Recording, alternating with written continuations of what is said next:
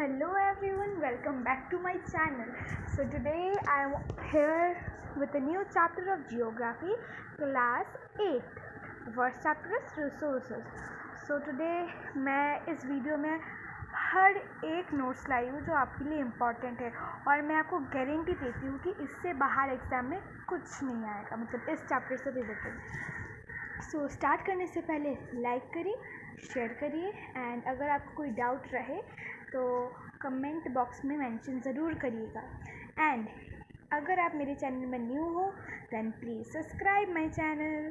So let's get started. Resources को हमें जानना होता है क्या है resources. So what is resources? Anything, कुछ भी दैट कैन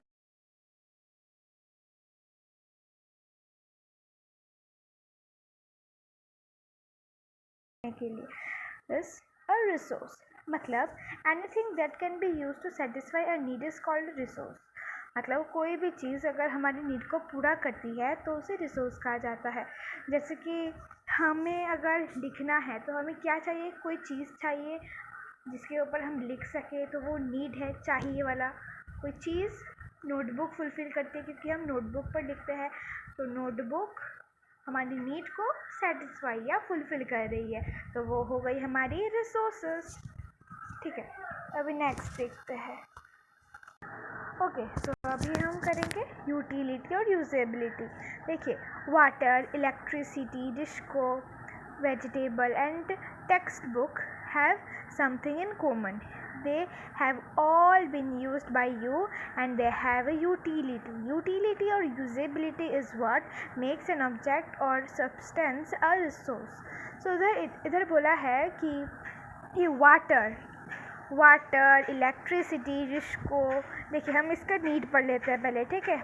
वाटर हमारी प्यास को बुझाती है, इलेक्ट्रिसिटी जैसे कि हमें हवा देती है, लाइट देती है। देन रिश को हमारी ट्रैवलिंग में हेल्प करती है। देन वेजिटेबल हमारी भूख को मिटाती है। टेक्स्ट बुक हमारी राइटिंग जहाँ पर हम लिखेंगे वो उसको फुलफ़िल करती है। सो सभी थिंग एक चीज़ में कॉमन है, मतलब सभी चीज़ों में एक चीज़ है कॉमन। वो क्या है? ये सब चीज़ें ना हमसे यूज़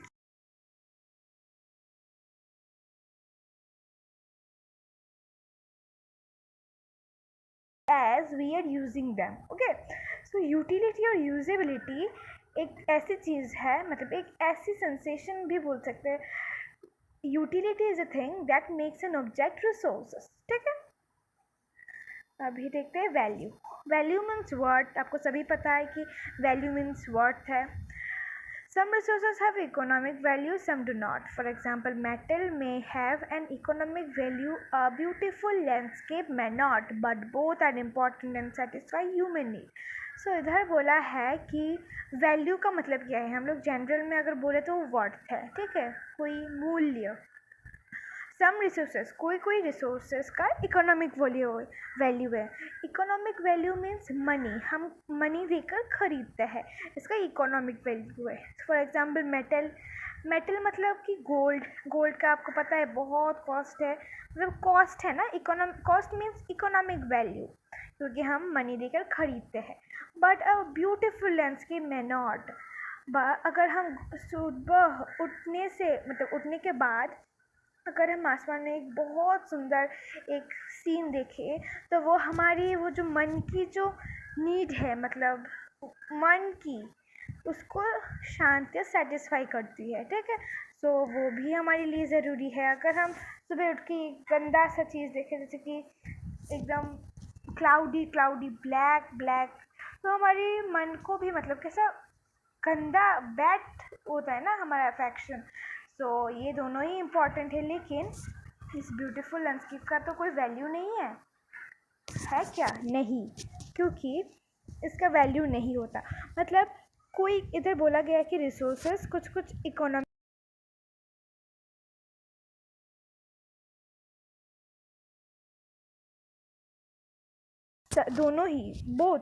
दोनों ही इम्पॉर्टेंट है और हमारी ह्यूमन नीड को सेटिस्फाई करती है, ठीक है। अभी देखेंगे टाइप ऑफ रिसोर्सेज। तो अभी टाइप ऑफ रिसोर्सेज 3 टाइप्स के होते हैं, natural resources, human made resources and human resources. ठीक है, अभी नेचुरल देखते हैं क्या है। देखिए, natural resources on the basis of level of development and use, actual and potential, इन दोनों में डिवाइडेड है। मतलब डेवलपमेंट और यूज़ के ऊपर 2 तरह के रिसोर्सेज होते हैं, एक्चुअल एंड पोटेंशियल। और ओरिजिन, अगर हम उसका ओरिजिन देखें तो बायोटिक है और एबायोटिक। स्टॉक, अगर हम उसका स्टॉक लिमिट देखें तो रिन्यूएबल एंड नॉन रिन्यूएबल। और एक है डिस्ट्रीब्यूशन। डिस्ट्रीब्यूशन का क्या हो सकता है, यूबिक्यूटस और लोकलाइज्ड। ओके, सभी को एक एक करके पढ़ेंगे हम लोग। सो पहले लिखते हैं, on the basis of development and use we will see the actual and potential resources. Okay, actual and potential resources. Actual resources. Actual resources are one which are being used currently. They may be a potential resource in past and may end up in future. The actual quantity of actual resources are known to us. इधर बोला है कि actual resource simple सी भाषा में देखिए, actual resource वो resource है जो हम आज यूज़ कर रहे हैं पूरी तरह से, और ये शायद पहले पोटेंशियल रिसोर्स होते थे पास्ट में और शायद फ्यूचर में ख़त्म हो जाए। और एक चीज़ है कि एक्चुअल रिसोर्स का हमें पूरा एक्चुअल क्वांटिटी हमें पता है। फॉर एग्जांपल आप दे दीजिएगा कि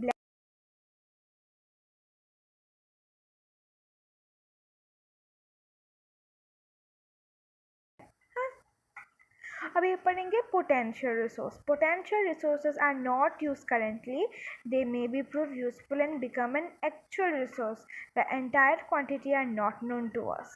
सो ये पोटेंशियल एक्चुअल का एकदम ऑपोजिट है। ठीक है, पोटेंशियल रिसोर्सेज अभी यूज़ नहीं किए जा रहे, मतलब पूरी तरह से यूज़ नहीं किए जा रहे, कुछ कुछ तो यूज़ होंगे ही ना।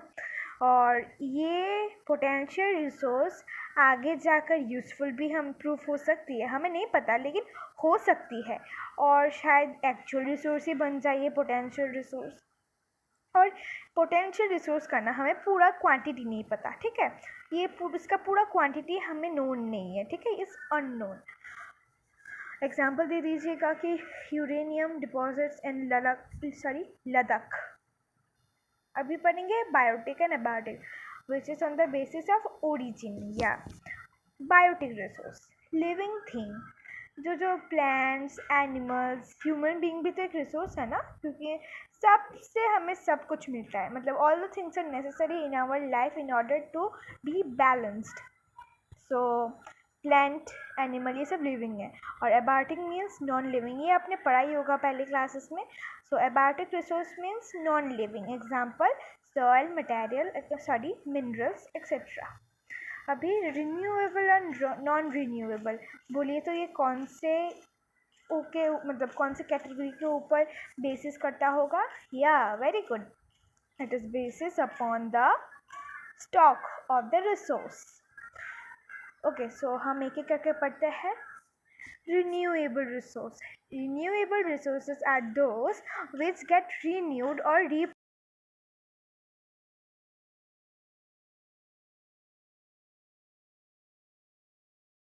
and wind energy. Yet careless use of certain renewable resources like water, soil and forest can affect the stock. तो इधर बोला है कि रिन्यूएबल, इसके नाम से ही आप समझ गए होंगे, रिन्यूएबल रिसोर्स वो रिसोर्स है जो जल्दी से रिन्यू हो जाते हैं या रिप्लेनिश हो जाते हैं अपने आप से ही।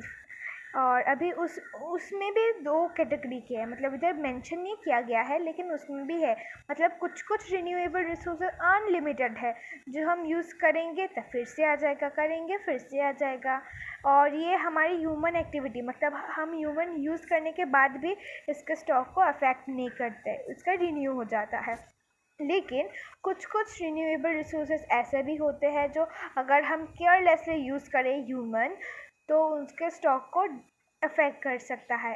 जैसे वाटर है ना, बोलते हैं ना, save water save life, every drops of water are essential.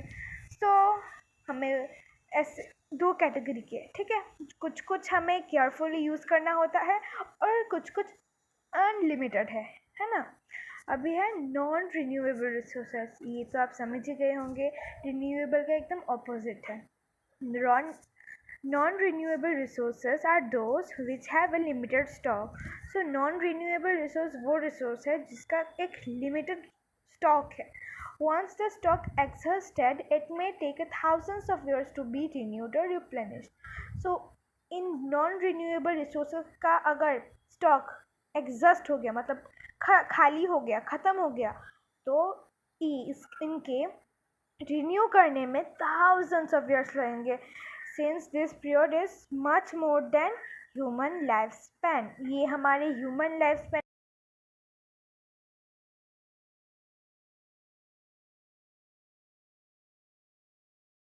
1000 years है, तो ये बहुत टाइम लगता है. फॉर एग्जाम्पल कोयल, पेट्रोलियम, नेचुरल गैस, ये एग्जाम्पल्स. ओके, अभी देखते हैं डिस्ट्रीब्यूशन के ऊपर, on the basis of distribution. So on the basis of distribution, natural resources are divided into two parts, ubiquitous and localized resources. So ubiquitous resources are the resources that are found everywhere, ठीक है, and localized resources are resources that are found in a particular or a certain places, ठीक है. So देखिए आपको difference पता चल गया होगा.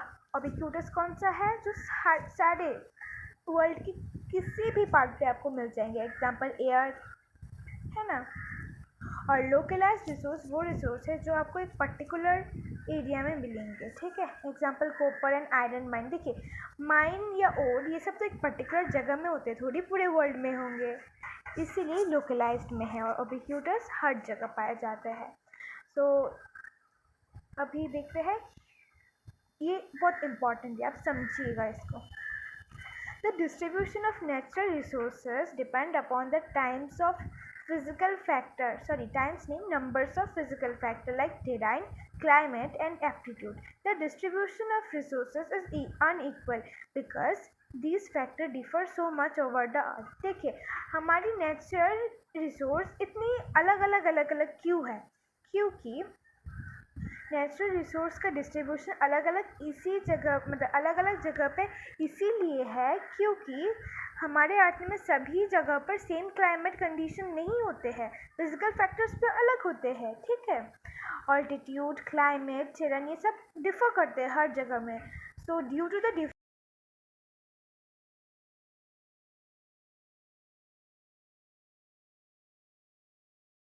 अनइक्वल. अभी देखते हैं human made resources. So sometimes natural substances become resources only when their original form has been changed. People use natural resources to make buildings, bridge, road, machineries and vehicles, which are known as human-made resources. Technology is also a human-made resources. So इधर बोला है कि human made resources होता क्या है. Sometimes मतलब किसी किसी समय नेचुरल रिसोर्स है ना, नेचुरल रिसोर्स हम यूज़ नहीं करते हैं, मतलब यूज़ कर ही नहीं पाते हैं क्योंकि उसमें थोड़ा मॉडिफिकेशन चाहिए होता है, तभी वो रिसोर्स बनता है ना. सो पीपल उन नेचुरल रिसोर्सेज को जब अपने आप से बनाती है, जैसे कि हमें सैंड मिल गया, रॉक मिल गया, वो हमारी ह्यूमन बीइंग उसको ब्रिक में कन्वर्ट करती है, ब्रिक से उसको बिल्डिंग बनाती है, तो ये ह्यूमन मेड हो रहा है ना, मतलब ह्यूमन ही बना रही है ना. That's why it's called human made environment resource. So which are known as human made resources. Okay, technology is also a human made resources. आपको पता है टेक्नोलॉजी भी human made resources ही है. Okay, now human resources. Human resources होता क्या है? Human resources refer to the quality and ability, mental and physical of the people. Though there are differing views regarding treatment of human as a resources, one cannot deny the fact that it is the ability of human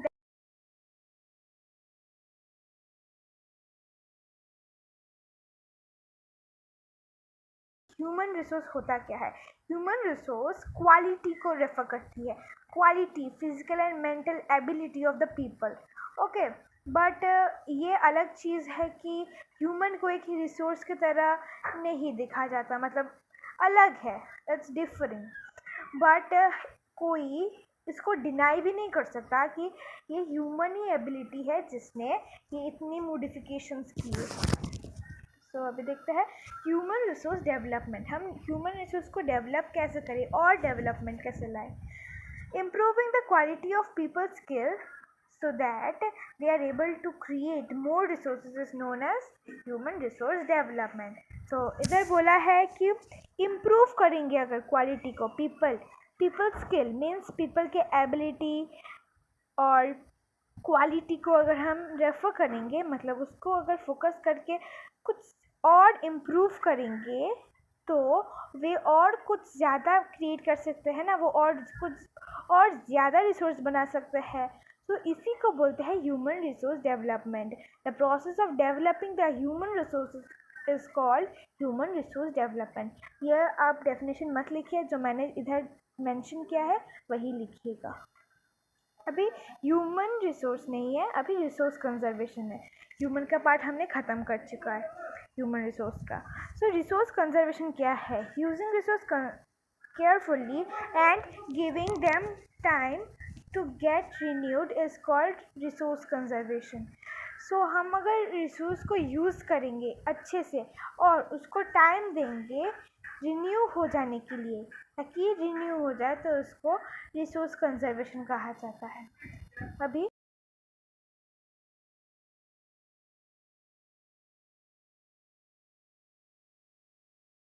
as well as conserve for the future. This concept is known as sustainable development. So इधर बोला है कि हमें resource को एक balanced manner में use करना चाहिए ताकि वो हमारे नीड को सेटिस्फाई भी करे और कुछ बच जाए, मतलब कंजर्व हो जाए फ्यूचर के लिए। सो इसी कंसेप्ट को सस्टेनेबल डेवलपमेंट कहा गया है। तो ये हमारा लास्ट टॉपिक है, some principles of sustainable development. Respect and care of all forms of life, मतलब हमें ऑल फॉर्म्स ऑफ लाइफ को रेस्पेक्ट एंड केयर करना चाहिए। Improve the quality of human life, हमने पढ़ाई है ह्यूमन रिसोर्स डेवलपमेंट में। फिर conserve the earth vitality and diversity, इसमें बोला है अर्थ के वाइटैलिटी और डाइवर्सिटी को कंजर्व करके रखें। Minimise the depletion of natural resource, मतलब हम नेचुरल रिसोर्स के यूज़ को, मतलब यूज़ तो करेंगे ही हम, डिप्लेशन मतलब कमी जो आ रही है नेचुरल रिसोर्स में उसको मिनिमाइज करेंगे, मतलब हम प्रोमोट करेंगे नेचुरल रिसोर्स और ज़्यादा ऐसा काम करेंगे ताकि वो बढ़े। फॉर एग्जांपल हम पेड़ लगाएंगे, पेड़ से प्लांट्स भी तो एक नेचुरल रिसोर्स है ना। फिर है change person attitude and practices towards the environment, हमें एनवायरनमेंट के लिए अपना जो एटीट्यूड है वो चेंज करना चाहिए और एनवायरनमेंट के लिए कुछ करना चाहिए ताकि एनवायरनमेंट भी एकदम अच्छा हो जाए, क्योंकि अभी देखिए कितना पोल्यूशन हो रखा है ना। फिर है enable communities to care for their own environment। so अभी हमने खुद को सुधार कर लिया, अभी कम्युनिटी को हम सुधार करेंगे कि वो अपने एनवायरनमेंट का केयर करें। सो देखिए हमने इस स्लाइड से पूरा चैप्टर कवर कर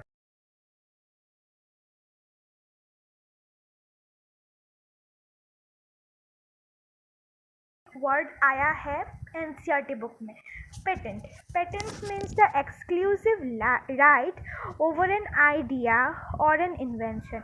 मतलब देखिए मैंने अगर एक हेयर बैंड बना दिया, किसी ने आज तक नहीं बनाया, सोच लीजिए, और अगर मैंने ऐसे गोल आकार का कुछ बना लिया और बोला ये देखो ये मेरा इन्वेंशन है, मैंने हेयर बैंड बना दिया, तो इसमें मेरा पेटेंट है, ठीक है।